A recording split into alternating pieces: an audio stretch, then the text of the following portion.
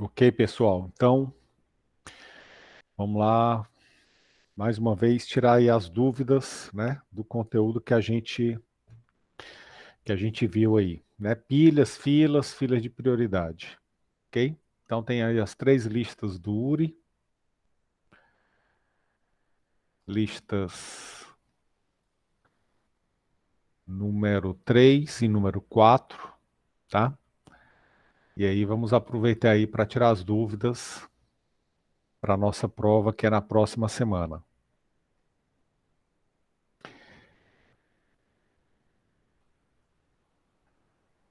Então vamos lá. Alguém aí está com alguma dúvida que queira trazer aqui para a gente? Professor, a prova vai ter quantas questões? Duas ou três? Aí só sobre pilha e fila, né? Só sobre pilha e fila, exatamente. Massa. Mesmo esquema da primeira prova. Prova no URI lá, né? São duas ou três questões, vai depender aí do nível das questões. E aí, para fazer durante o horário da aula. Durante o horário da aula, eu vou estar aqui para tirar dúvidas. Se não conseguir fazer durante o horário da aula, tem até o final do dia para submeter. Mas aí tem penalidade se entregar depois da aula? Não, tem não. Eu só não vou estar disponível para tirar as dúvidas. Beleza, beleza.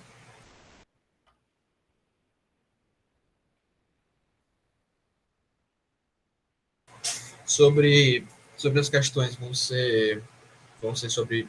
Vão precisar de pilha e fila dinâmicas ou obrigatoriamente? Ou pode usar as outras também?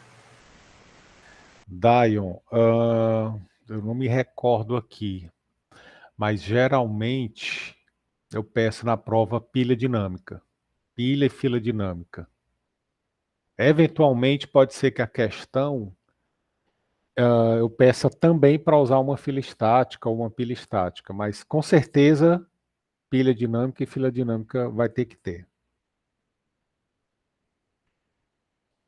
Beleza. E sobre as questões lá do URI, as questões da prova, elas obviamente devem seguir o mesmo padrão da do URI e tal, mas assim, para o pessoal fazer uma revisão, como é que seriam as questões? Tipo, elas seriam mais próximas do que, mais ou menos? De quais questões do URI? Cara, ela bem próxima às questões da lista do URI, daquele mesmo nível.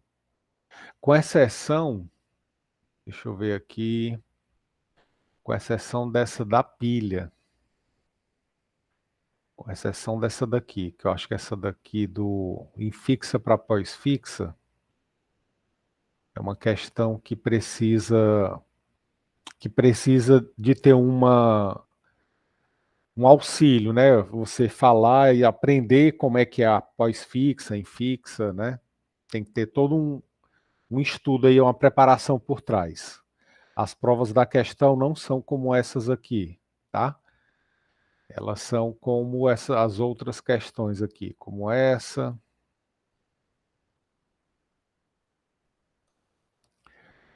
daqui, balanço de parênteses, e como aquelas lá de fila também. Mesmo estilo. Você chegou, pegou, tem a questão, o problema aqui descrito, né? E é só aplicar. Então tá realmente bem a cara da prova essas duas listas aí. Então, se fizer uma revisão pelas listas, já dá para ter uma noção de como que seria a prova e tudo mais. Sim, já sim. Não vai ter nada além disso. Nossa, nossa. É uma boa revisão. E aí também eu sugiro, se quiser, né, fazer aí, ah, pegar mais questões do URI sobre fila e pilha, né? Que vocês podem. Deixa eu pegar aqui.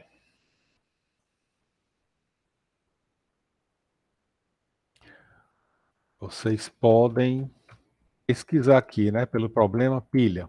E aí você pega aqui problemas que tem pilha. né? Você pegar aqui fila,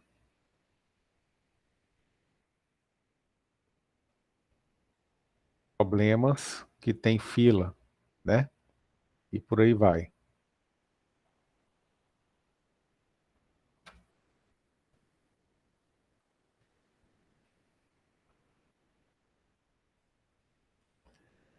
Então vocês podem estar buscando por aqui mais questões.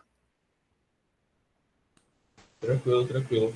Professor, só uma dúvida assim, meio por cima. Existem níveis acima do 5 lá do Word? Porque as questões lá de pilha, se não me engano, são todas nível 5, né? Cara, existe, existe. Tem inclusive uma questão aqui que eu acabei de ver.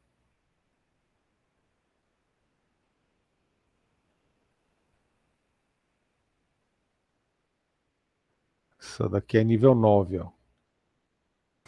Caraca, que deu o nome deve ser um negócio muito louco. Essa aqui é nível 9. Ela não é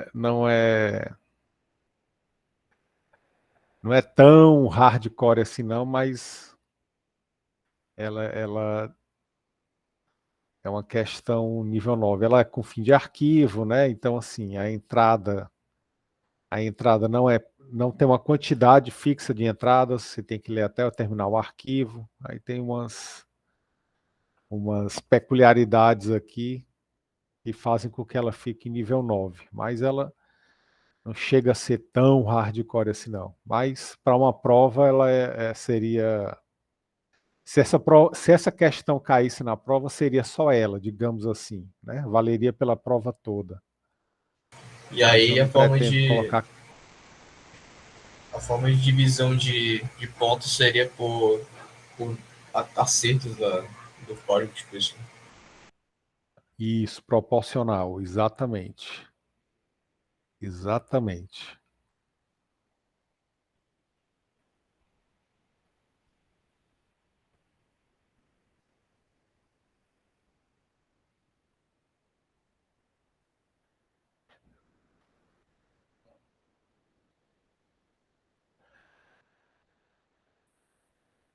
Ok, pessoal, vamos lá, dúvidas aí? Vamos aproveitar.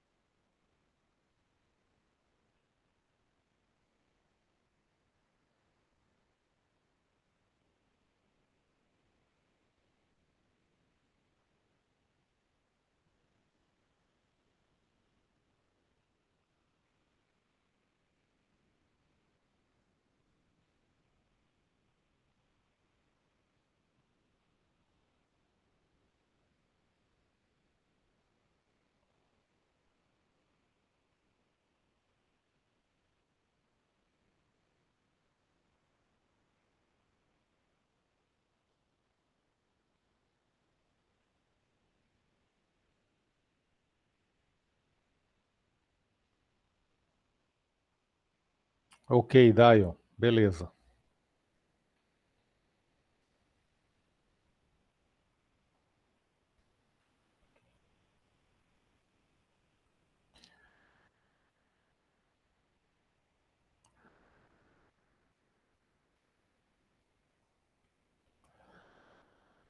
Bom, ahn,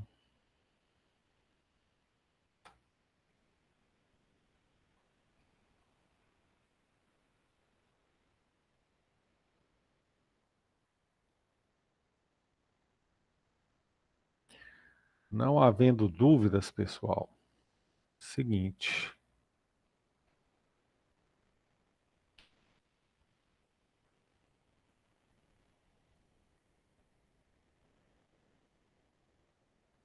Não havendo dúvidas, esperava que vocês fossem trazer aí as dúvidas para a gente apresentar aqui, né, trabalhar aqui na aula de hoje. Não havendo dúvidas, a gente vai prosseguir na matéria, tá? Vamos aproveitar aí o nosso tempo da melhor forma possível. Como eu falei no início do semestre, as nossas aulas elas são realmente para a gente trazer as dúvidas, né, para trabalhar em cima delas. Então, como não há dúvidas, vamos seguir adiante, tá? A gente vai fazer então uma introdução agora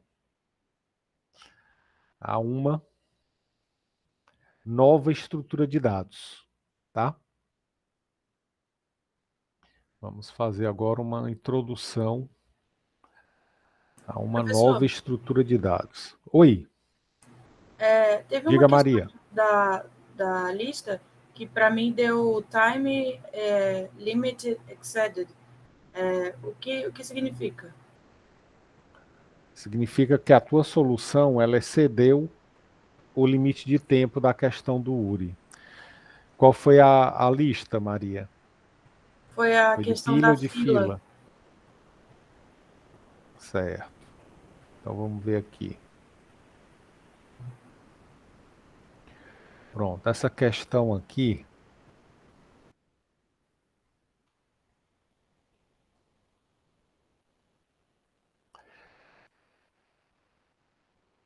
ela tem, assim como a maioria, né, tem um limite de tempo de 1 segundo. E a tua questão, ela chegou em 3 segundos, o URI, né, ele aborta, porque realmente é um tempo que está muito acima do que ele permite. Então ele não sabe se a questão vai finalizar ou se realmente deu um loop infinito, vamos dizer assim. Então, nessa questão especificamente, né, as soluções costumam dar time limit, mesmo você rodando no IntelliJ ou no Eclipse e ela finalizando. Então, qual é a dica que eu dou aqui? Tudo depende de como você vai implementar a solução. Então, deixa eu ver aqui a tua lógica.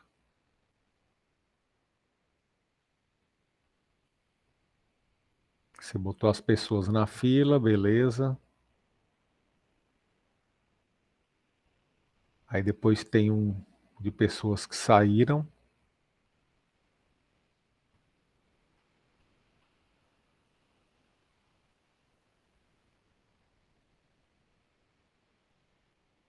Com a fila de saída, ok. E aí você montou uma terceira fila, que é a fila final, perfeito. Que aí você verifica para cada elemento da primeira fila, da fila original, você verifica se está na fila de saída. Se não tiver, você bota numa terceira fila. Pronto, beleza. Essa tua lógica aqui funciona, tá ok, tá correto, tá? Mas para a execução, né, no URI, ela vai estar demorando aí mais de 3 segundos. Por quê? O que acontece aqui? Como você está trabalhando, não está errado, tá? Está correto. Mas aí, como você está trabalhando com 3 filas e faz muitas chamadas aqui do método, né? A execução de um método, de uma função, a gente viu lá em recursividade que ela consome memória, ela consome tempo, né? Então, toda vez que você executa uma função, é criado um registro de ativação, e aí isso demanda tempo, demanda memória e tudo mais. Então, a solução aqui, Maria, que eu dou é a seguinte: é a mesma que eu dei para a solução que eu indiquei para o Dial. Para evitar, né, essas chamadas aqui repetidas de função, ok? Lembrando que a primeira fila pode ter até quantos elementos? Cada fila aqui, cada caso de teste pode ter até 100 mil pessoas na fila, né? 100 mil pessoas. Então, o que vai acontecer? Se você tiver uma fila com 100 mil pessoas, você vai fazer 100 mil chamadas nessa função aqui, está na fila. E para cada pessoa vai ser feita uma pesquisa nessa fila menor aqui, nessa fila de saída, né? O que vai acontecer? Imagina se eu tenho uma fila de 100 mil pessoas e uma fila de saída com 2 mil pessoas. Então, realmente, vai ser muita chamada de função, muita pesquisa na fila, né? Então, isso aqui vai consumir realmente muita memória e muito tempo. Então, a solução que eu dou é a seguinte. A dica. Na classe fila, nessa tua classe fila aqui, que ela não é nem fila de prioridade, né? Tu chamou de fila de prioridade, mas a questão ela não exige prioridade aqui. Ainda tem esse detalhe. Deixa eu só ver aqui.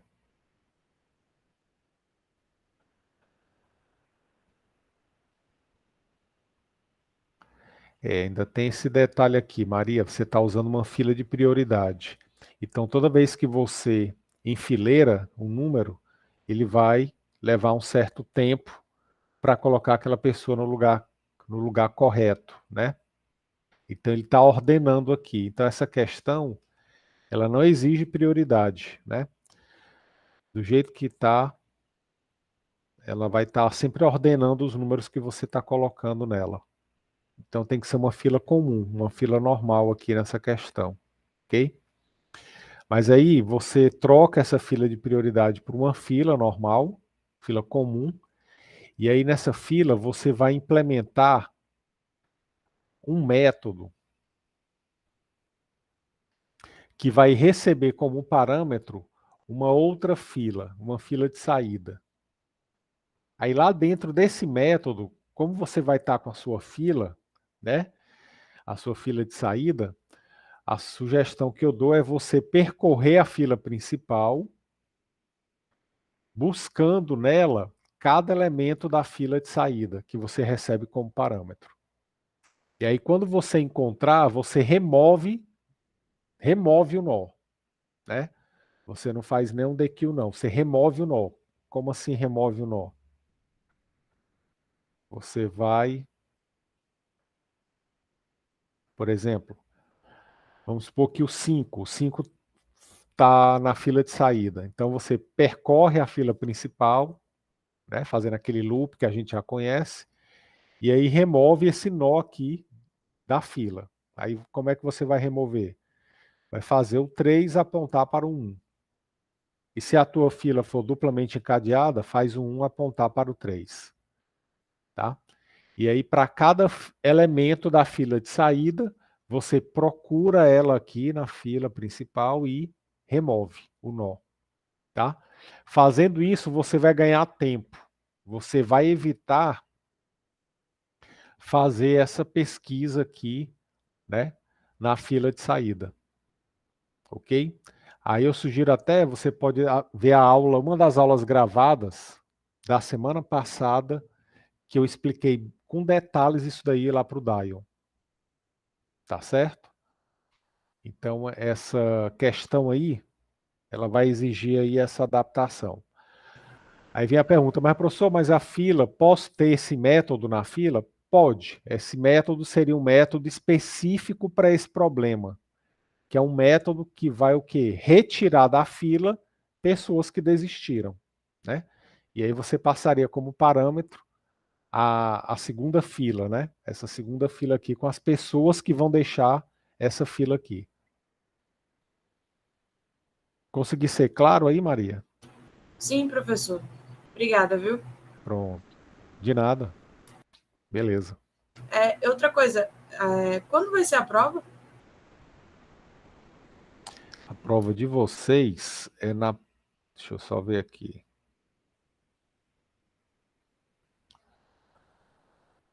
A prova de vocês é no dia 10. Próxima quarta. Próxima quarta, daqui a uma semana.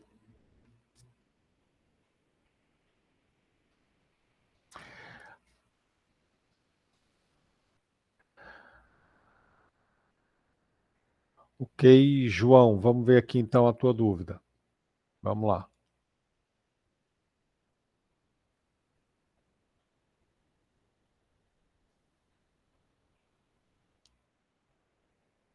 Na segunda de pilhas.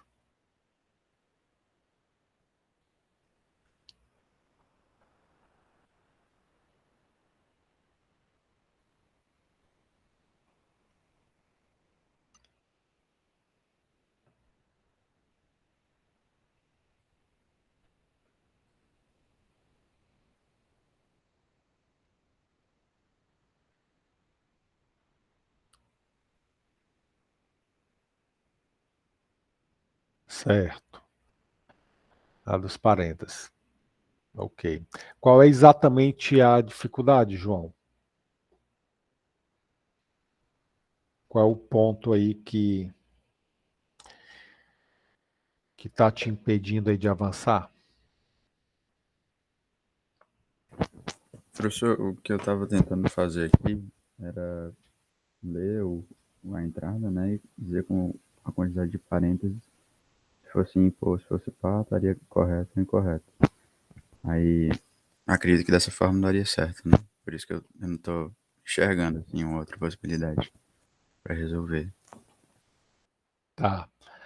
É o seguinte, nessa questão aqui, se você for trabalhar só com a quantidade de parênteses, ela não vai funcionar. Por quê? Vou pegar esse exemplo bem aqui.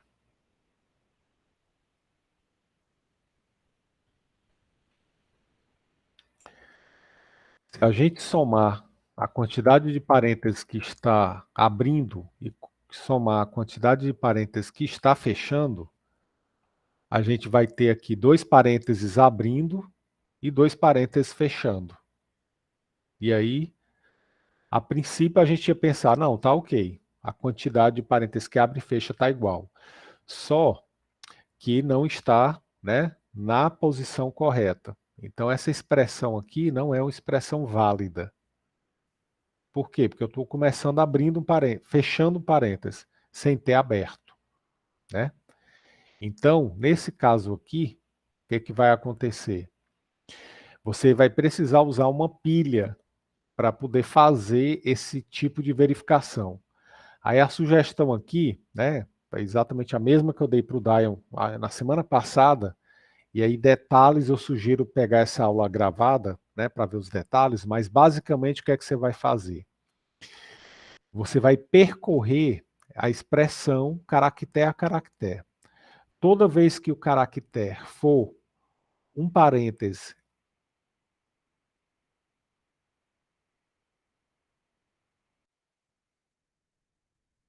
esse parêntese dentro de uma pilha. Toda vez que for um parêntese fechando, você vai tirar ele de dentro da pilha. Tá? Então, basicamente, vai ser isso daí. E aí, existem duas situações em que você vai ter problema.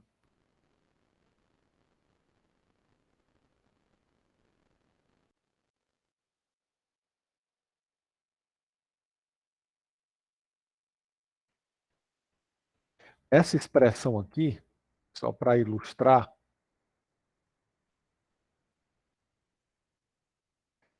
essa expressão aqui, o que é que vai acontecer?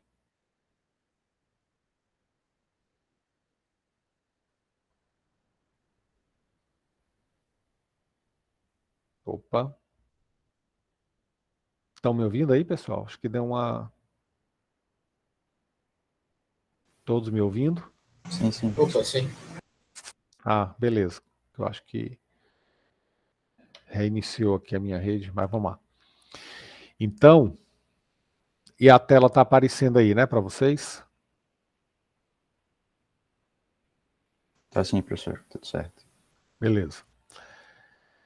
Então vamos lá. Então, o que, que vai acontecer? Nessa expressão aqui, eu vou verificar. Isso aqui é um parêntese? Não. É um parêntese? Não. Esse aqui é um parêntese? É. É um parêntese abrindo. Se é um parêntese abrindo, então eu vou colocar esse parêntese numa pilha. Então eu vou colocar ele numa pilha. Vou empilhar ele. E aí eu prossigo. Esse aqui é um parêntese, não é. Esse aqui não é, não é. Esse aqui é um parêntese, é um parêntese fechando. Como é um parêntese fechando, eu vou fazer um pop lá da minha pilha. E aí eu continuo o processo. E vou procurando parênteses. Toda vez que eu encontro um parêntese abrindo, eu faço um push desse parêntese. Toda vez que eu encontro um parêntese fechando, eu faço um pop. Tá? Chegou aqui no final da expressão, a minha pilha está vazia. O que é que isso significa? Que a minha expressão está correta. Então, se eu chegar no final da expressão e a minha pilha estiver vazia, então a minha expressão está correta. Se eu chegar no final e a expressão e a minha pilha não estiver vazia, então ela não está correta, tá? Então, por exemplo, aqui,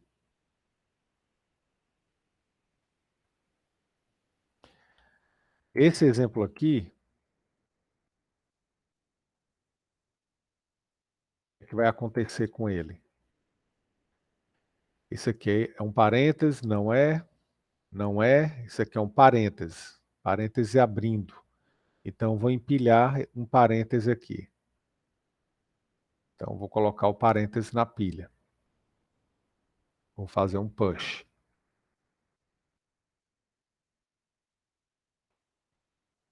E aí eu prossigo. Isso aqui é um parêntese, não, não, não. Isso aqui é um parêntese, é um fechando. Então, vou fazer um pop. Então, tiro esse parêntese da pilha. E aí o próximo é um parêntese fechando. E então eu vou fazer um pop da minha pilha. Só que a minha pilha está vazia. Então aqui é a segunda situação em que eu vou ter um erro. Se eu fizer um pop e a minha pilha estiver vazia já, então é porque a minha expressão está errada. Né? Eu tenho mais parênteses fechando do que parêntese abrindo. Tá? Deixa eu ver essa daqui. Pronto, essa outra aqui ilustra a primeira situação.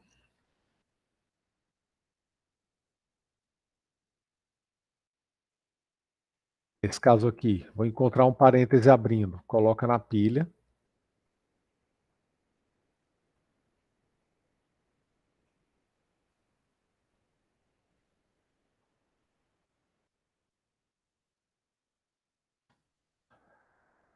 A próximo não é parêntese, o próximo não é parêntese, o próximo não é parêntese, não é esse aqui é parêntese, opa, é um parêntese abrindo, então vou colocar o parêntese na pilha.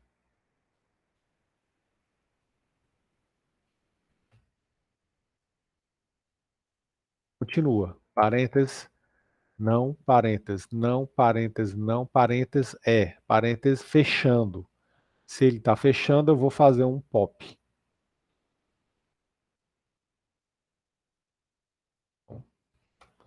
Pronto. Terminou a minha expressão, a minha a minha pilha não está vazia.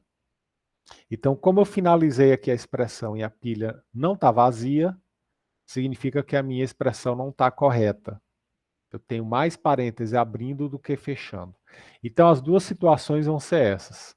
Se no final eu percorro cada caractere da minha string. Se for um parêntese abrindo, eu boto na pilha. Se for um parêntese fechando, eu tiro da pilha. Se no final a minha pilha não estiver vazia, está errado. A expressão está incorreta. E se eu fizer um pop e a minha pilha já estiver vazia, também está errado.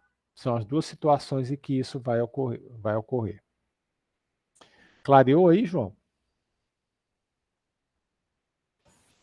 Clareou sim, professor. Tá certo, obrigado. Beleza. De nada. Ok. Bom, vamos lá. Mais dúvidas aí, pessoal?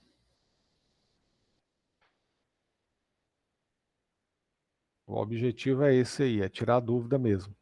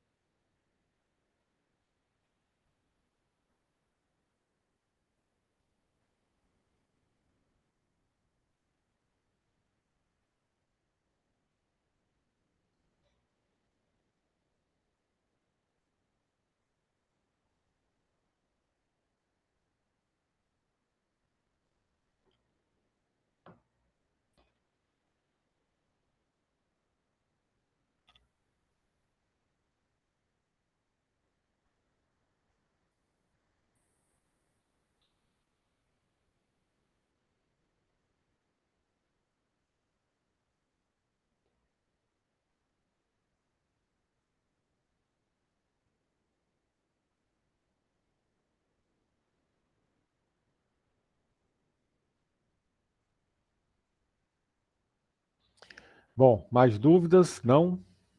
Tranquilo?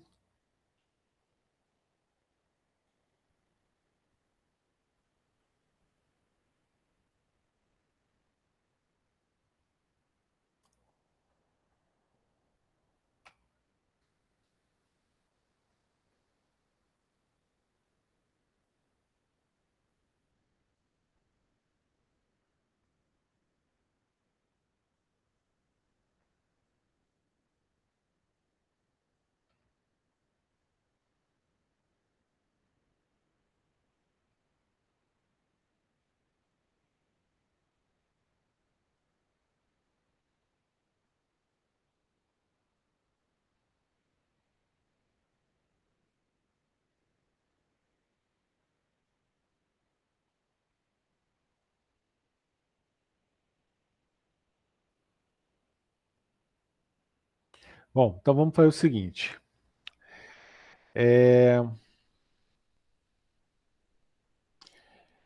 Eu vou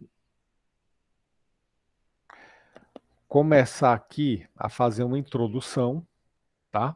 De tabelas hashing.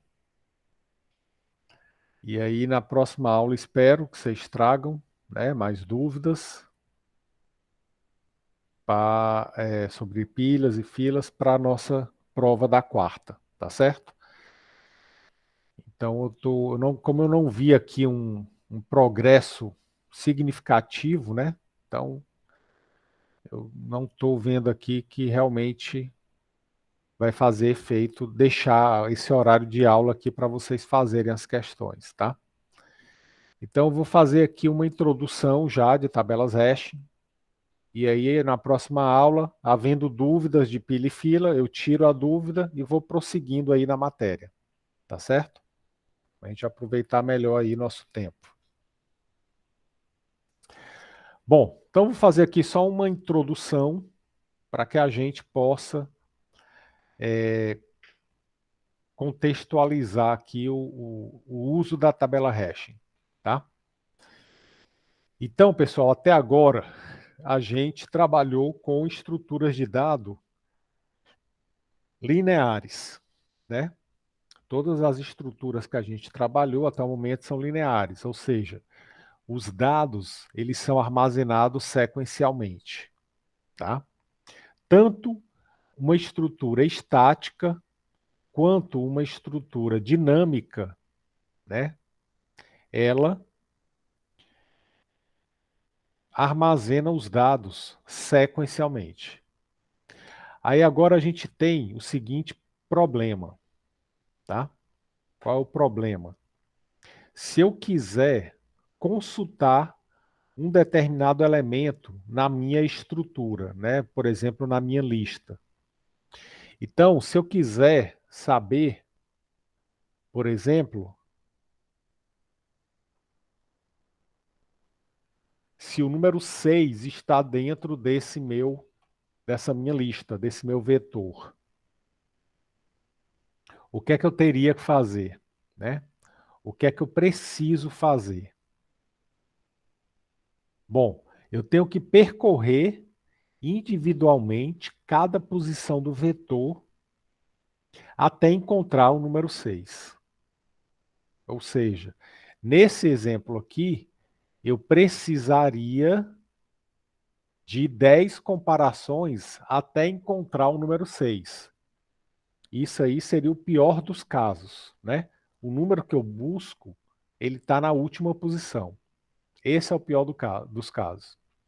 No melhor caso, seria o quê? O 6 está na primeira posição. Aí eu faria apenas uma comparação, tá? Agora, quando eu tenho uma estrutura que tem muitos elementos, imagina que eu tivesse 100 mil números aqui nesse vetor, 100 mil elementos, e o 6 estivesse na última posição. Eu ia fazer 100 mil comparações, né? Isso é um problema. Quanto maior for a quantidade de elementos dentro da minha lista, mais tempo eu vou precisar, em média, para encontrar esse elemento, tá? Então isso daí é algo que depende sempre da quantidade de elementos da minha lista.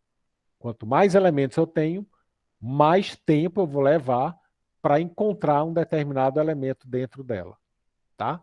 E isso é um problema que ocorre também com a lista dinâmica. Se eu quiser buscar um elemento aqui dentro dessa lista dinâmica, eu vou ter que sair percorrendo nó a nó até encontrar o elemento que eu quero.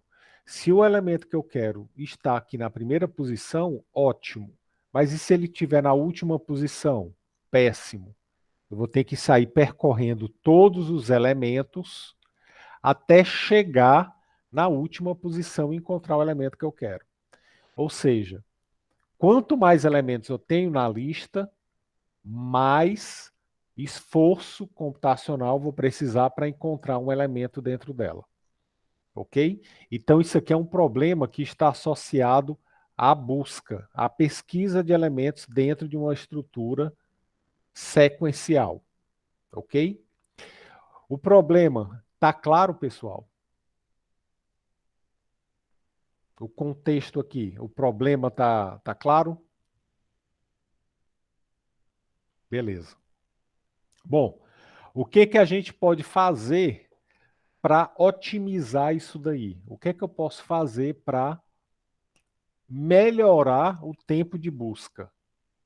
Por exemplo, se eu quisesse, né, agilizar a busca nesse vetor, o que eu posso fazer? Bom, eu posso, uma alternativa, vocês já sabem qual é, eu posso deixar o meu vetor aqui ordenado, e se ele tiver ordenado, o que vai acontecer? Eu posso aplicar uma busca binária. Eu posso aplicar uma pesquisa binária nesses elementos.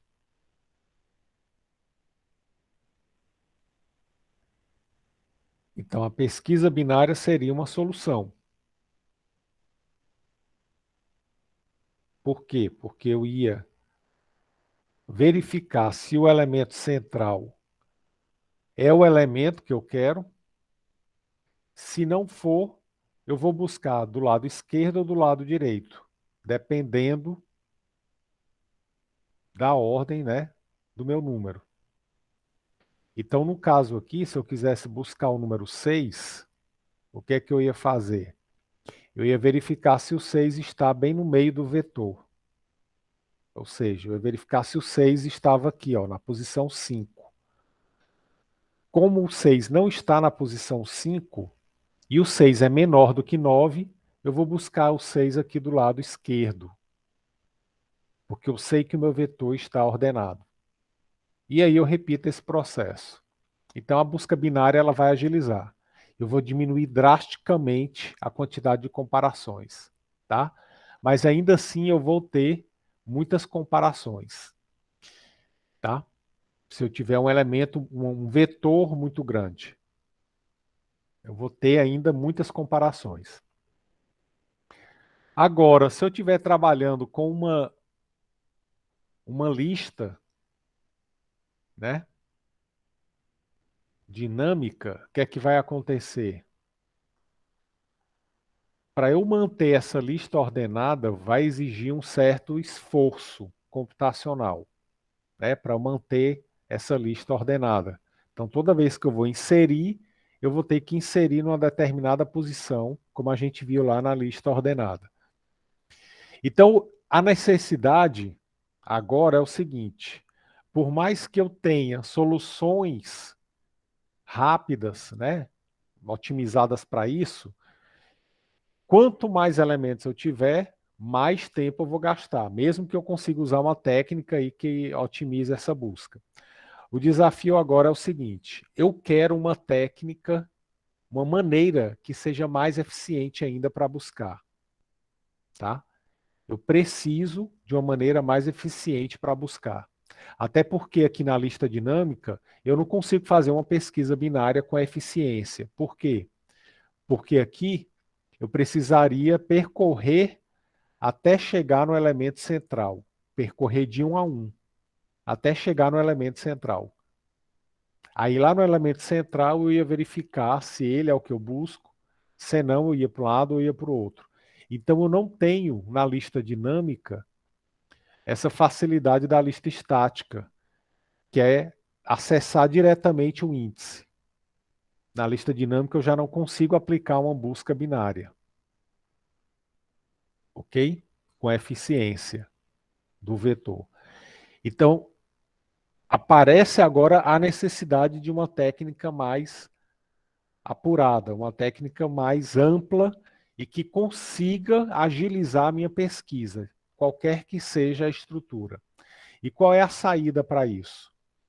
A saída, nesse caso, é usar uma técnica que combine, né, o melhor dos dois mundos. E aí essa técnica é a tabela hashing, ok? A tabela hashing ou tabela de dispersão é um tipo de estrutura de dados, tá, que permite a gente combinar, ela permite a gente combinar a eficiência tanto da lista estática quanto a lista dinâmica, tá? E aí existem algumas maneiras de implementar essa tabela, tá? Vamos entender aqui o que é essa tabela hashing, né, antes de mais nada. A tabela hash, ou tabela de dispersão, tá, é uma estrutura de dados, pessoal, que você consegue descobrir a posição do elemento baseado no valor do elemento. Como assim? Por exemplo, se eu quiser saber onde o 6 está armazenado. Vamos supor que eu queira saber onde o 6 está armazenado. O que é que eu vou fazer? Eu vou usar uma função matemática que eu vou passar o 6 para essa função como parâmetro. E essa função vai me retornar o índice onde esse elemento está armazenado. Se eu quiser saber onde o 20 está armazenado, eu vou aplicar essa função no número 20 e ele vai me retornar a posição onde o elemento 20 está armazenado. Se eu quiser saber onde o 2 está armazenado, eu passo o 2 como parâmetro para essa função e o 2 vai me retornar o índice. A função vai me retornar o índice onde o 2 está armazenado.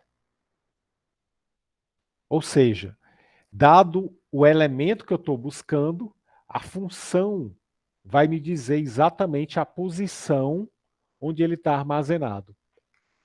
Tá? Professor, mas isso existe? Existe. Ok? Então, observa que uma estrutura de dados assim, você vai ter um tempo de busca muito pequeno. Por quê? Porque vai ser quase instantâneo. É só eu aplicar uma função no valor que eu estou procurando, que essa função vai me dizer exatamente a posição onde eu vou encontrar aquele valor. Tá? Então, isso daqui é o que a gente chama de função de hashing. Tá? Então, essa função aqui é a função de hashing, ou função de espalhamento, seria o outro nome. Ou função de espalhamento. Como assim de espalhamento ou de dispersão? Tá?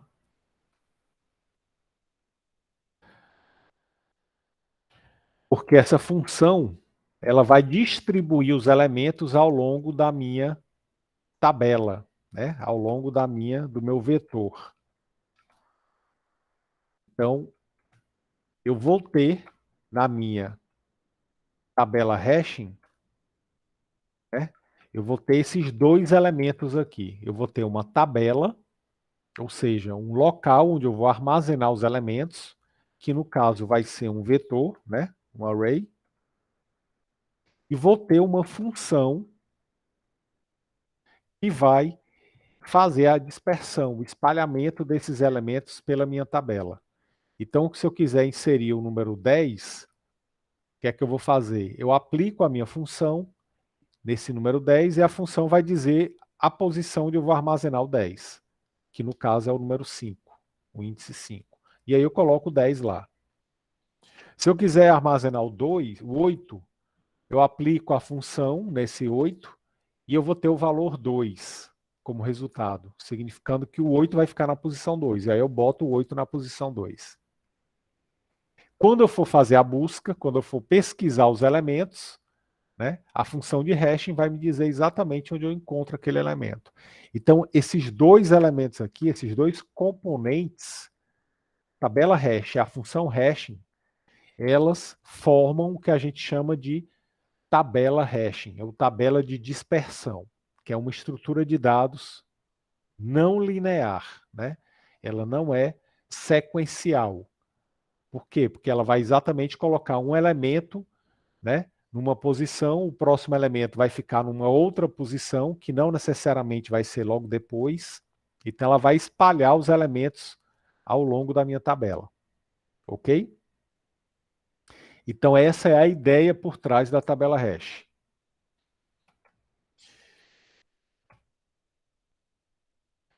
Tranquilo aí, pessoal?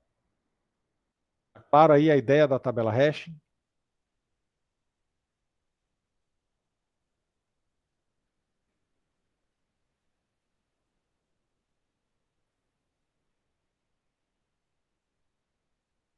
Todos me ouvindo? Beleza. Bom, então, como é que eu vou fazer para construir a minha estrutura, né? Minha tabela hashing? Eu vou precisar ter isso daqui. O meu vetor, que vai armazenar, e uma função matemática que vai descobrir, a partir do valor que eu vou armazenar, vai descobrir o índice onde eu vou armazenar aquele elemento. Tá? Vou ter sempre isso daqui. Tá? E aí, vem a dúvida, né? Professor, mas pode ser que um valor, né, que essa função, ela gere o mesmo valor, o mesmo endereço para dois valores diferentes? Pode. Pode ser, por exemplo, que eu coloque, né, para o mesmo determinado valor, ela gere o mesmo índice para mim. E aí, nesse caso, a gente vai precisar fazer um tratamento de colisão. Tá? Um tratamento da colisão. Ou seja, o que é a colisão? Significa que eu tenho dois elementos com o mesmo endereço. Tá? E aí eu tenho três maneiras de fazer esse tratamento de colisão.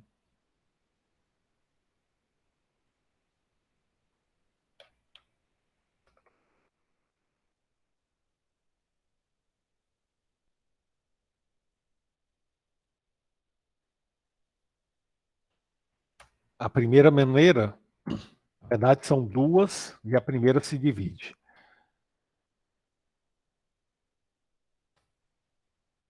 A primeira maneira é usando o endereçamento aberto, né? Ou seja, o endereço que eu vou gerar, ele não é definitivo, ele pode mudar. E o segundo é com endereçamento fechado. Ou seja, o endereço que eu gerar, o índice que eu gerar pela minha função de hashing, aquele índice é definitivo. O elemento vai ficar lá. Tá?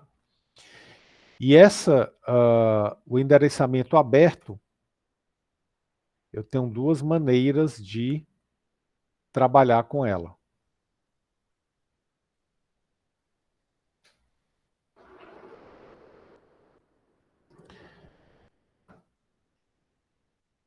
Posso ter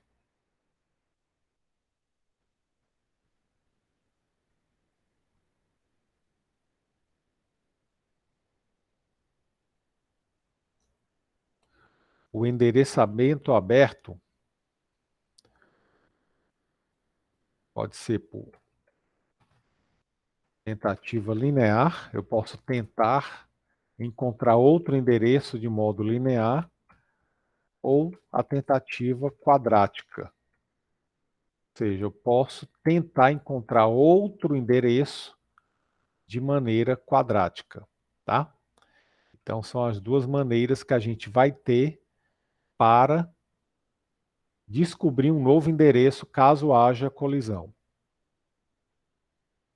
Tá? Caso haja colisão do endereço. Tá? Então, basicamente, é isso que a gente vai trabalhar na próxima aula. Tá certo? A gente vai implementar uma estrutura de dados que vai, antes de armazenar um elemento, ela vai gerar, vai descobrir o índice onde aquele elemento vai ficar armazenado, né? Ela vai descobrir o índice através de uma função, por meio de uma função matemática. E aí, uma vez que eu descubro essa posição, eu armazeno o elemento lá. Se eu quiser buscar o elemento, fazer uma pesquisa, eu vou usar essa função para descobrir qual é o índice, né, onde aquele elemento está armazenado. E para os casos onde houver colisão, ou seja, para os casos em que a função gerar o mesmo índice, eu tenho duas maneiras de resolver esse problema. Eu posso gerar um novo endereço, daí o nome endereçamento aberto, ou eu posso manter o endereço. E aí eu vou ter que usar uma técnica para poder armazenar esses elementos no mesmo endereço. Tá certo? Bom, para a próxima aula, eu não vou me estender aqui, porque aí não vai dar tempo falar mais. Mas para a próxima aula, eu peço aí para que vocês leiam o capítulo 6 do livro, tá? De estrutura de dados. Estrutura de dados do tipo tabela hashing. Então, deem uma lida para a próxima aula. É um assunto, não é complexo, é um assunto muito simples, tá? Bem tranquilo. É tanto que a gente vai ver se aqui em 2 aulas a gente fecha esse assunto, tá? Tranquilamente. Então, leiam esse capítulo 6, tá? Não precisa ler a parte de análise de complexidade. Isso daqui vai ser trabalhado em construção e análise de algoritmo, próxima disciplina. Beleza? Então fica aí como tarefa aí para vocês ler o capítulo 6. E aí, por favor, façam a lista de exercícios do URI, tragam as dúvidas na próxima aula, para que a gente possa, né, aproveitar melhor aí o tempo, tirando as dúvidas de vocês. Beleza? Bom, então eu vou finalizar por aqui, certo? Vou deixar aí para vocês aí a leitura do capítulo 6 e a continuação da lista.